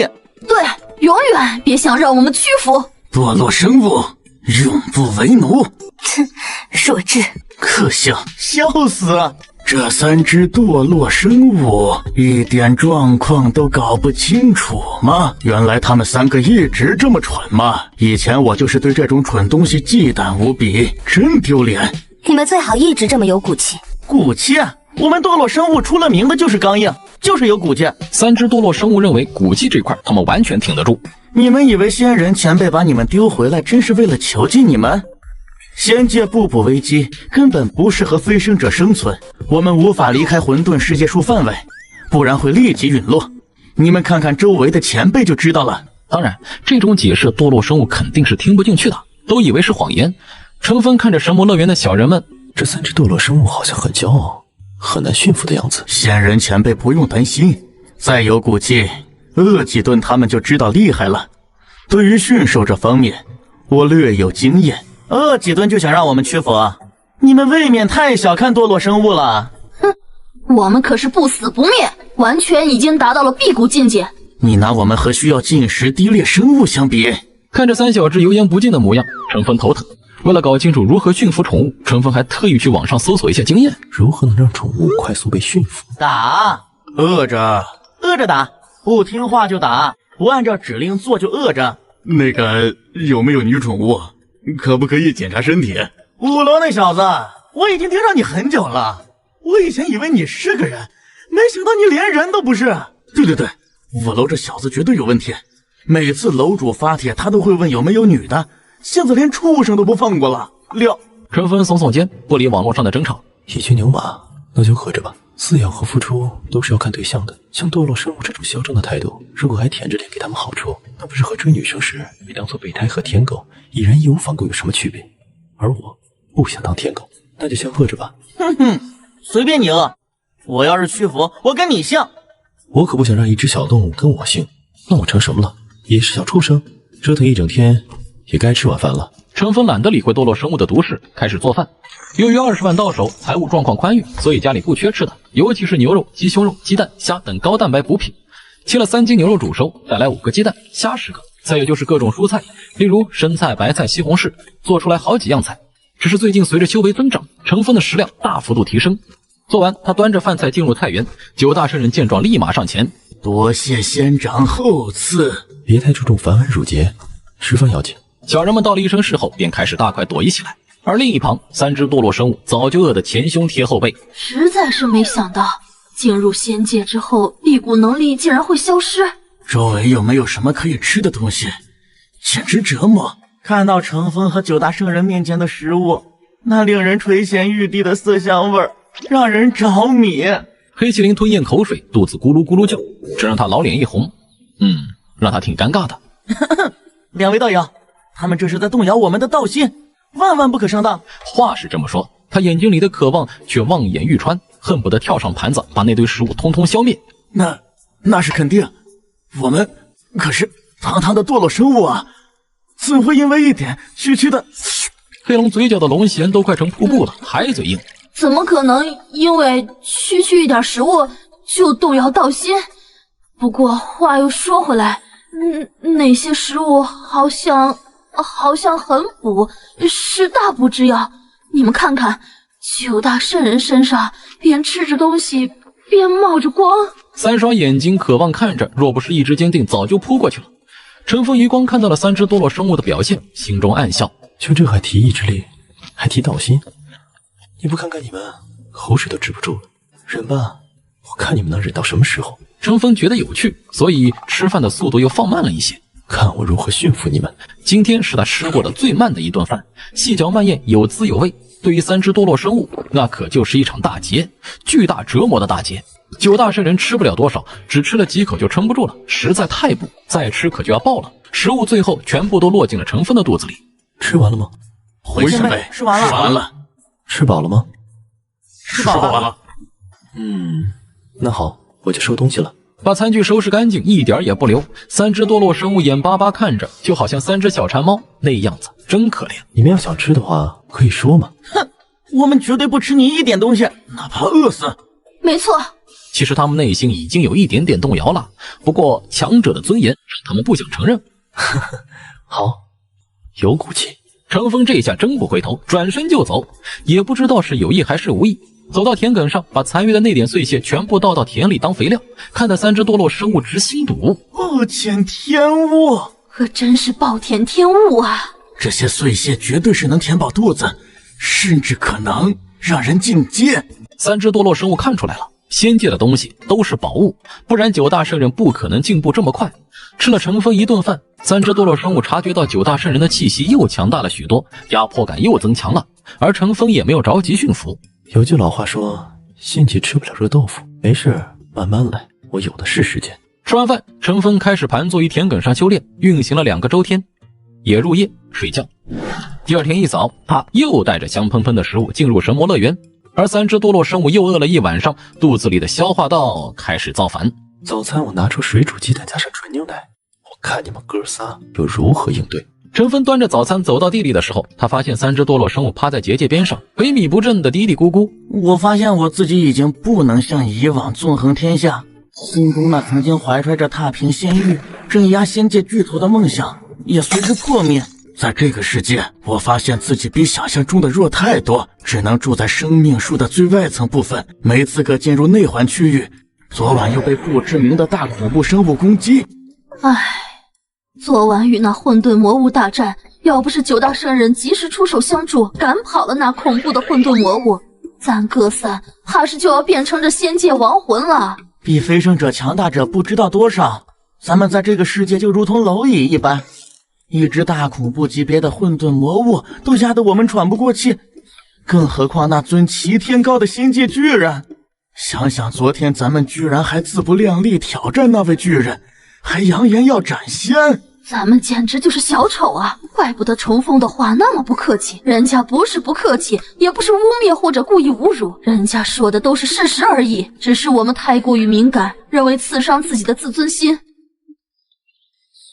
经过一夜的捶打，我越来越意识到，在这个世界如果没有巨人的庇护，真的没法活下去。就算不被混沌魔物猎杀，也会饿死掉。仙界太难生存了，怪不得九大圣人会依附于巨人。若一意孤行，周围的飞升者骸骨就是乾坤界飞升者的下场。三只堕落生物此时已经怕了，他们是硬，但是硬也要有道理的硬啊，有头脑的硬，没头脑乱硬那是愚蠢，搞不好还会吃牢饭。陈峰端着早餐过来，他自然不知道三只堕落生物的心理变化，只当这三头异兽还在死撑，没有想通。他看也不看三只堕落生物一眼，径直走向九大圣人。各位，来吃早餐了。三只堕落生物应该没有那么容易屈服吧？他们可是堕落生物啊，出了名的硬，不可能一晚上就想通了吧？那也太不符合堕落生物的性格了。陈峰是这么认为的，他哪里知道三只堕落生物其实已经服了，在想着找什么借口归顺自己。多谢仙长，诸位道友，开饭了。一晚上没吃东西，确实有点饿了。来来来，大家吃吧。9大圣人成群结队，有说有笑，出了自己的洞府，一路上欢声笑语，谈笑风生，气氛活跃。今天的早餐是鸡蛋，鸡是有人为了报恩送我的。传说下蛋的鸡，他可是养了2年半，现在送给我下蛋吃，营养丰富的很，和普通鸡蛋不大相同。大家好好尝一尝。那这可是好东西啊！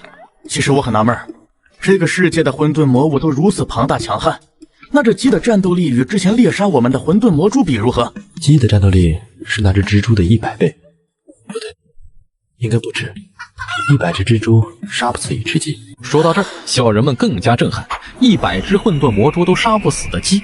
那只混沌魔蛛给小人们造成了巨大的心理阴影，在他们心里，混沌魔蛛就已经很强了，而比混沌魔蛛还要强大的混沌鸡，不敢想象，那如此强大的混沌魔物只是仙界巨人们饲养的家禽，下蛋供仙人们食用，这也太逆天了吧！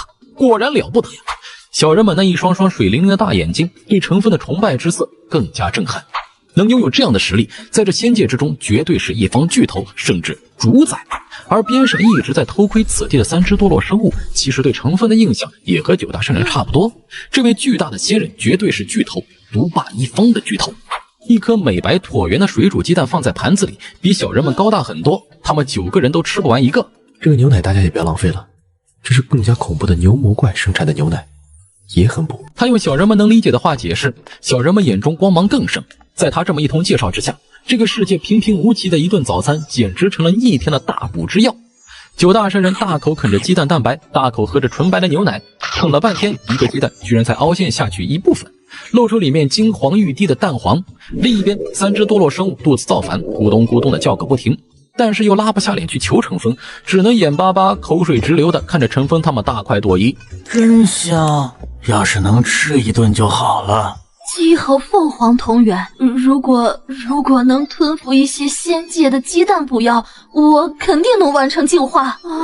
好想吃啊！如果眼神也能吃饭，盘子里的东西早就被他们吃光了吧？陈峰乐呵呵地看着这边，3只堕落生物心中一颤，打定主意，叫我们屈服，只要你叫一声，给个台阶下，我们就认怂，我们就服软。只要一声，你叫一下，给个面子，只需要招呼一下，我们就跟你混了。3只堕落生物已经决定，只要陈峰现在说一句话，他们立马改变主意，跟着陈峰混。但是陈峰没叫，只是含笑看着他们。这3只堕落生物肯定很有骨气，可不能再轻易说让他们屈服之类的，先晾一晾再说，一定要循序渐进，一步一步来，再饿一顿看看情况，反正不急。3只堕落生物若是能听到陈峰的心里话，一定会哭出来。我们真的没有那么有骨气啊，都是装的。你说一句，你只要说一句让我们投降，我们就投降，我们很好说话的，真的。你说一句，不信你试试。可惜啊，陈峰不知道3只堕落生物的心理，他以为3只堕落生物心气高，不会那么容易屈服。他哪里知道，这3位目前已经服了，吃好喝好，还剩一点点剩饭。陈峰看了一眼3只堕落生物，3只堕落生物眼中顿时投来惊喜的神色。来了，终于来了！只要你说一句话，我们肯定跟着你混。哎呀，求你了，就说一句吧。他们期待陈峰说话，同时觉得机会来了。可陈峰只是看了一眼，本来想请各位一同吃点，不过以你们的性格肯定是看不上的，请你们吃，你们也肯定觉得是对你们的侮辱。也罢也罢，程某就不自作多情了，希望3位早点想清楚，在这个世界吃不饱东西可真的会饿死的。说完，陈峰端着餐盘离开，3只堕落生物一脸懵，他们还以为机会来了，陈峰只要给个台阶，他们再假装拒绝一下，然后顺从皆大欢喜。而陈峰竟然说以他们的心性肯定是瞧不起，请他们吃是对他们的侮辱，这是捧杀，把他们抬得太高了，让他们都不好开口说软话，把他们毒死了。3只堕落生物快哭出声啊！你都没问过，你怎么知道我们不敢说话？怎么觉得我们不可能答应？怎么就又说是对我们的侮辱？我们不觉得那是侮辱啊！你能不能侮辱我们一下？啊，实在是一顿不吃饿得慌，这都2、3顿了。3只堕落生物拉不下脸服软了。陈峰不知道他们的心理活动，也懒得理3只堕落生物是怎么想的。其实我也就觉得3只异兽看着有趣，养起来兴许会很养眼罢了，也不是非得要让3只异兽屈服。如果他们真的宁死不屈，那我也是没办法的。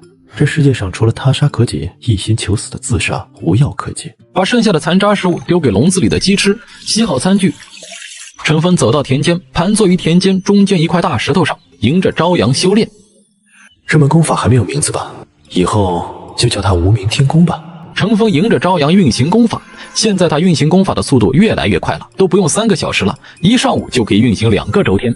每运行1个周天，他身体都会产生质的变化，气血、筋骨脱胎换骨。咦，我似乎发现，在运行到第2个周天的时候，陈峰在推动那股内劲时，发现了身体的一些异常元素，类似于是惰性物质的东西。它们在经脉气血之中遍布全身各处，内劲通过那些惰性物质时都会被粘住，像陷入淤泥里的老虎，行动缓慢。这是阻碍我运行速度超快的罪魁祸首。每经过这些地方，都需要花费很长的时间去突破。若是刮除这些惰性物质，是不是就可以提高速度？陈峰自己都没有发现，不知不觉中，他已经从被动的依葫芦画瓢的修炼方式，成了自己会思考的修炼者。这是一个很大的进步，说明随着修炼之路一步步走远，他也能够总结出自己的经验，他成了真正的修炼者。可要如何清除这些惰性物质？百思不如实践。经验欠缺，那就用实际行动来尝试。陈峰闭目运转体内的气，利用包裹着惰性物质尝试撼动。但那惰性物质如复古之躯，紧紧贴在身上，好似身体的一部分，难以撼动。难道这些东西是无法去除的吗？与生俱来，和修士同在。待会儿午饭的时候，慰问9大圣人。陈峰全力以赴，毫无作用。刚想放弃，发现那惰性物质居然被他全力作用的气从身体上分离了一小块。咦，成功了！他连忙聚精会神，利用气把那惰性物质通过经脉移动到肠，想通过大肠的功能排出体外。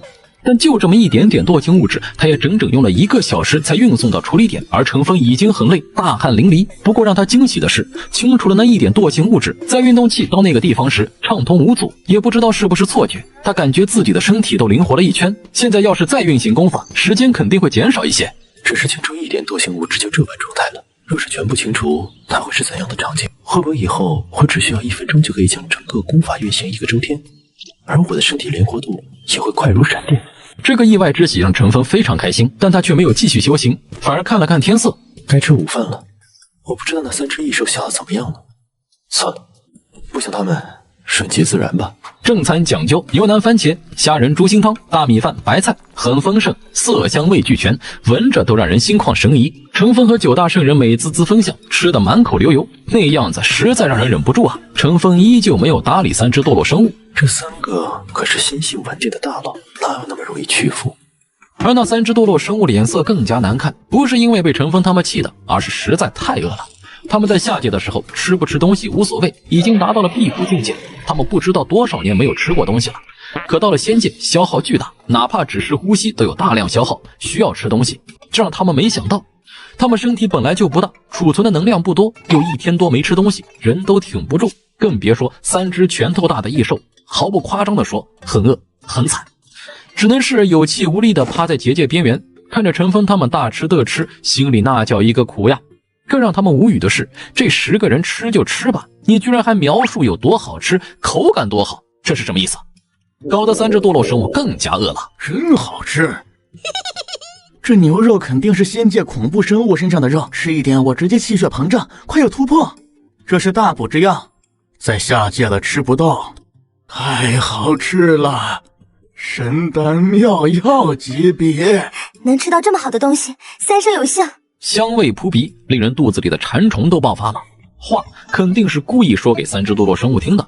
3只堕落生物心里苦涩，我们也想吃，我们也想屈服，可是巨人之前说的话，那是堵死了我们投降的路，实在拉不下脸。哎，怎么办？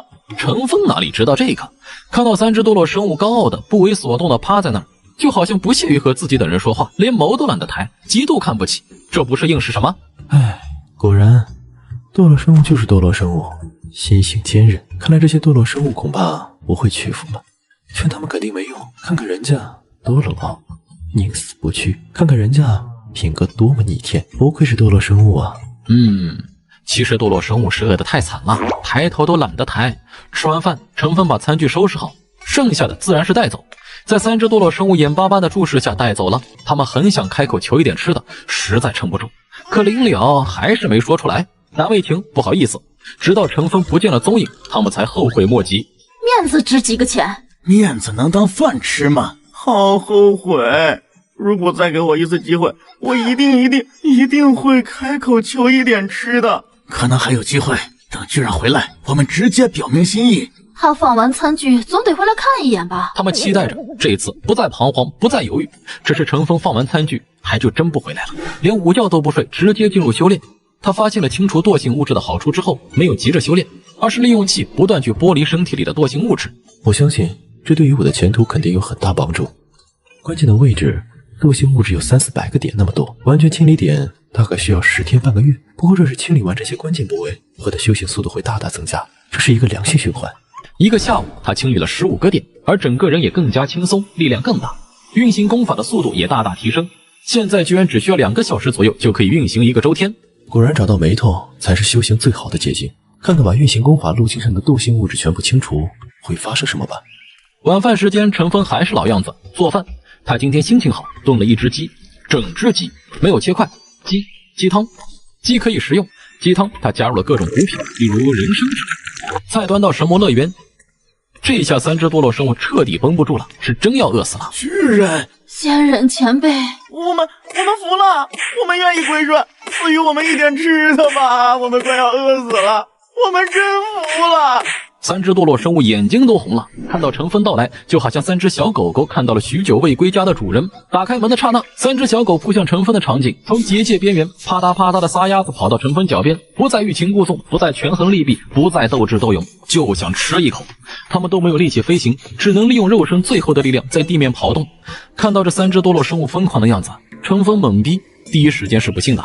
你们这是干什么？3只堕落生物不是坚韧不拔吗？不是宁死不屈吗？这是怎么回事？我不信，我绝对不信，不信他们会屈服的这么快。我本来还在打算饿他们一天，再考虑要不要收服来着。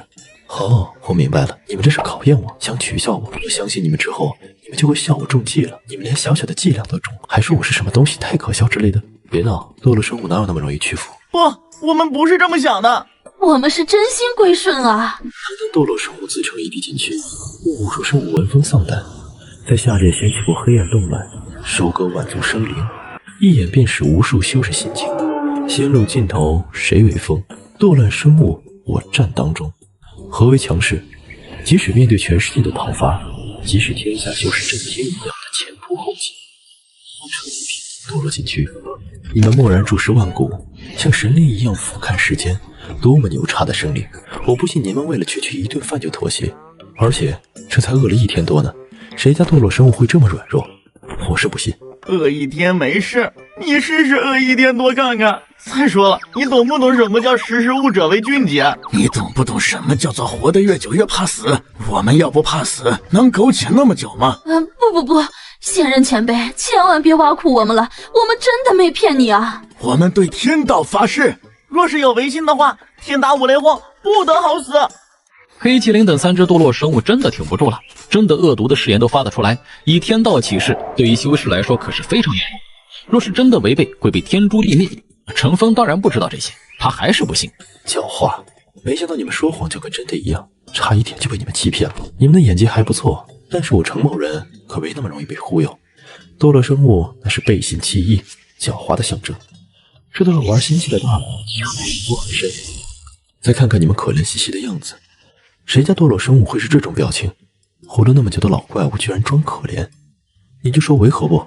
你就说你敢信不？大佬，我们真的是真心的，你就信我们吧。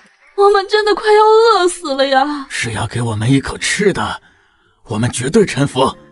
我承认之前是得罪了您，我们知道错了，别为难我们了。3只堕落生物话都说到这个份上了，他们感觉自己从来没有这么卑微过。在乾坤界，谁敢让他们这么？都是别人在他们面前卑微。不知道多少年了，他们都忘记了卑微是什么样，忘记了怎样求人，自然就求得不像。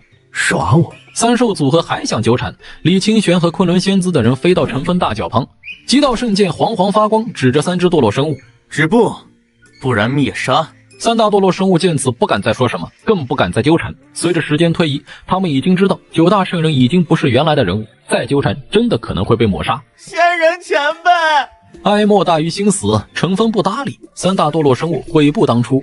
唉，你说你当初装什么逼呀？你说没事，你非说什么就算死也不投降之类的干什么？是不是有什么毛病？唉，我也很后悔当初那么硬气。如果当初不说那么决然的话，现在恐怕就不是这个样子。唉，只怪我太没见识，把路走死了。年轻不懂事。现在好了，仙人前辈还真以为我们很硬，就算服软了，对方也不信。眼巴巴只能看着别人大口大口进食，边吃还边说什么真好吃，讲解食物美妙之处。唉，简直就是煎熬，想不听都做不到。你们想吃吗？想吃的话就别嘴硬了，趁早投降。投降了，你们就有好东西吃了；不投降，只能继续饿着喽。你以为我们不想？我们都已经投降了，只是你不信，我们能有什么办法？看三只堕落生物决绝的样子，一言不发。程峰觉得今天又没戏了，于是只能无奈收盘子，然后离开，利用晚上的时间清理体内的惰性物质。翌日，程峰照例端着早餐去神魔乐园，哗啦啦！这一次他才进入小树的范围，三只萎靡不振的堕落生物跑过来，不管不顾抱着程峰的大腿。仙人，我们服了，真的服了，别搞我们了，我们怕了。再不给我们吃的，我们真的饿死了。请赐饭，我们愿意付出所有代价。我们真心归顺，只需要包吃包住就成，只要能给一口吃的呀，做什么我们都愿意。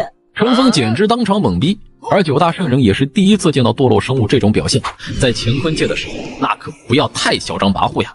看他们好像宠物贴贴不撒手的模样，九大圣人还以为自己看错了。这真的是堕落生物？怎么和印象中的不一样？居然抱着大腿就不松开了。又搞什么阴谋？你们撒开！不，我们不撒手。要么今天仙人前辈接受我们的投降，要么就打死我们吧。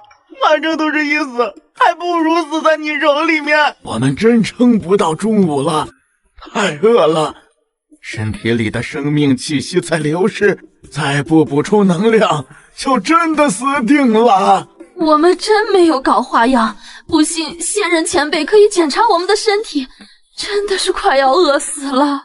若是不信，仙人前辈可以直接炼化我们的精血，掌握我们的命运。才饿了2天不到，这也太容易屈服了吧？他不知道炼化精血是什么，但是看到九大圣人点点头，程峰知道稳了。你们前2天桀骜不驯的样子呢？还说什么堕落生物永不为奴？除非包吃包住。那行吧，我相信你们。至于精血掌控就不必了，不用那么麻烦。你们要是耍花样，我随时可以抹杀你们，反正你们也离不开此地。多谢仙长，我们绝对不敢耍花样。终于能混口吃的了啊，太不容易了。三只堕落生物臣服，也算自己人了，可以获得程峰赐予的食物。当然了，因为地位原因，他们没法第一时间上桌吃饭，得等程峰和九大圣人吃完了才能吃。这是敲打，让他们知道臣服了不一定就能和九大圣人平起平坐，想要上桌和大家一起吃饭，需要努力才行。再者，这也是对之前三只堕落生物不礼貌行为的一种惩罚。三只堕落生物眼巴巴看着陈峰他们吃完，心里很着急，嘴巴不断分泌口水，但也只能乖乖在旁边守着，等陈峰他们吃完再吃。也不想这是不是对他们的侮辱，他们现在没空想这些，只想吃饭，期待陈峰他们快点吃完。吃饭过程中，陈峰双目余光也会飘向这边，看到三只堕落生物乖乖等候，他知道这三只堕落生物大概是被驯服了。你们3个可以吃了。谢谢仙人前辈。听到指令，黑麒麟、黑龙、黑凤凰三只堕落生物千恩万谢，连忙跑到食物前大口大口吃着，不顾形象，普通的鸡蛋而已，却让三只堕落生物仿佛吃到世界上最好吃的东西。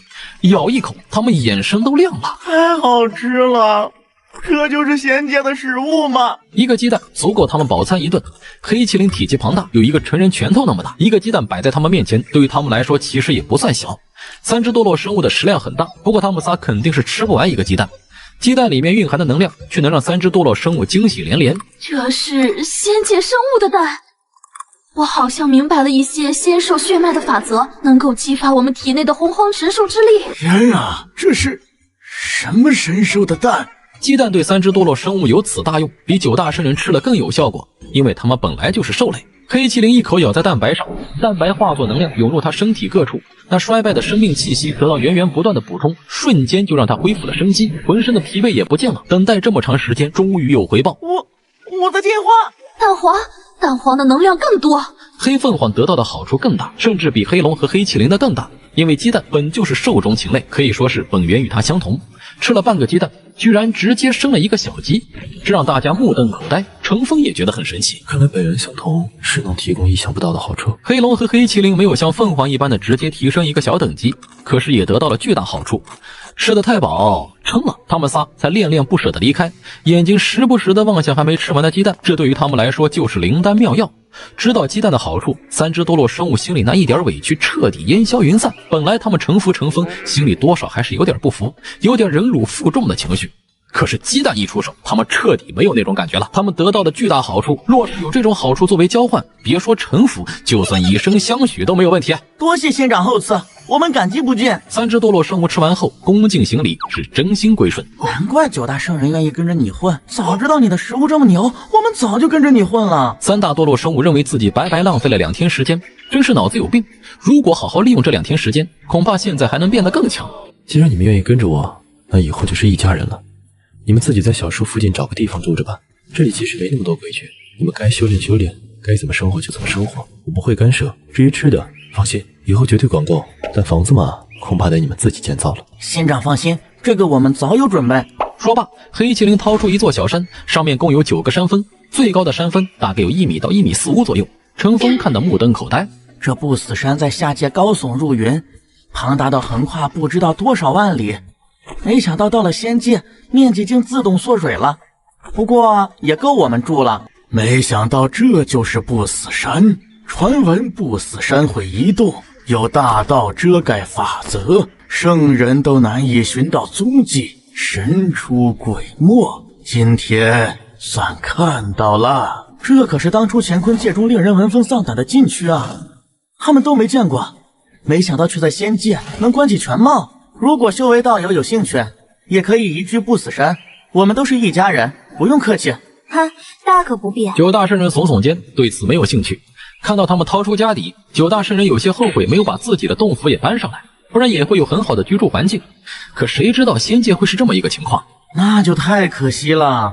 山不错，其实我更感兴趣的是你们周身的法宝，是空间戒指一样的东西吧？如果有这玩意儿，那我就去买菜，就简单多了。而3只多洛生物听到程峰这话，原本得意的表情瞬间凝固。看到他们的表情，9大圣人眼睛一亮，连忙附和：仙人前辈，他们积累万古，好东西肯定不少。对，在乾坤界，公认堕落生物有最多的宝物。如果仙人前辈有兴趣，他们肯定很愿意贡献出来送给您。9大圣人幸灾乐祸，3大堕落生物苦涩着脸。他们身上的空间宝石，那可是乾坤界至宝之一。这种级别的空间宝石能装进整个不死山，可以想象多么逆天。看你们好像很为难，其实程峰也不喜欢夺人所好。如果觉得真的舍不得，那就不给喽。我们是不想给，可程峰诚心要，我们不给是不是不妥？说的也对，君子不夺人所爱。程峰拿着餐盘离开，3只堕落生物犹豫不决。程峰已经走远，其实他们内心很忐忑，生怕程峰报复。但是这空间至宝又太过于重要，比圣器还要重要。这玩意儿，他们曾经举整个堕落一族的力量炼制了不知道多少万年才成功呢，算是一种种族象征了。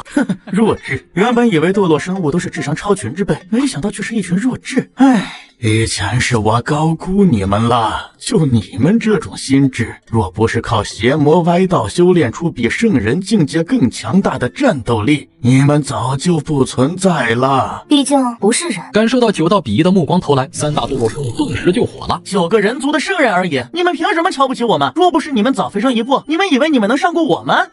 不是我们说，若是你们先飞升上来，估计仙人前辈都懒得搭理你们。你们要么被混沌魔物抹杀，要么饿死，要么撞进禁地，生死道消。昆仑仙子就比较直接，一巴掌打出，3只堕落生物被打得踉跄。只可惜先来就是先来，你们再愤愤不平也没用，你们是后来者。那我就教教你们做人的规矩。从今以后，我们说话，你们最好乖乖听着，否则镇压。从今以后，敢对我们不敬，镇压；敢对我们口出狂言，镇压。昆仑仙子蔑视3大堕落生物，黑麒麟等目光凶恶，狠狠地看着昆仑仙子。他们不服，可换来的却是昆仑仙子的疯狂的打压。若不是乘风前辈没说让你们死，你们以为你们能活到现在，还敢用不敬的眼神看我，简直找死！说镇压就镇压，在这个世界依旧弱肉强食，乘风最大，剩下的自然是靠实力来说话。巧的是，昆仑仙子可不是圣母，杀人夺宝这种事儿，他他做得出来？把你们身上的法宝通通交出来，不然有你们好你受。凭什么？仙人前辈都不抢我们的，你凭什么抢？黑麒麟不服，就凭我比你强，仙人前辈不抢你，没规定我不能抢。我不该。黑麒麟3个字才刚刚出口，就被昆仑仙子以昆仑仙诀加持的脚猛地踩踏，身体都凹陷下去。你敢动用思想，我要向仙人前辈告状！好，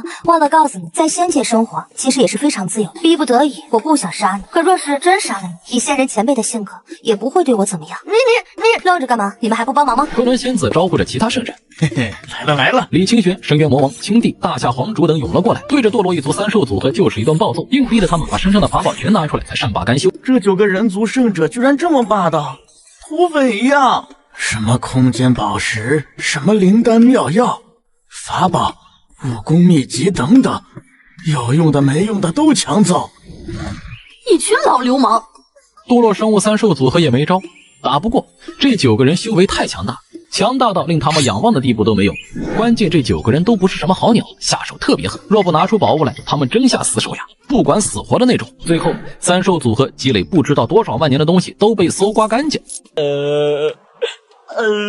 哼，你们真的别幽怨，我们这是救你们的命，信你个鬼！抢我们东西还说救我们，有你这么救人的？说你们智商不够，你们还不服？你们以为这些东西我们要留着用？不，都是给仙人前辈的。你们自以为很聪明，可是我想问，你们住在这里给仙人房租了吗？换句话说，这里是仙人前辈的地盘，仙人前辈就算不计较，可是你们就真的不给房租，不给好处，你们什么都给不了，那意味着他也可以不用对你们负责。心情好赏一口吃的，心情不好一根手指头碾碎你们都是应该的。仙人前辈看上你们的空间宝石，你们不双手奉上，感激涕零，你们终于对仙人前辈有用了，你们居然还舍不得，居然还拒绝，你们可真行啊！仙人前辈很难看上我们乾坤界的东西，只要你和他有了利益羁绊，他才会把你们放在心上，才会另眼相看。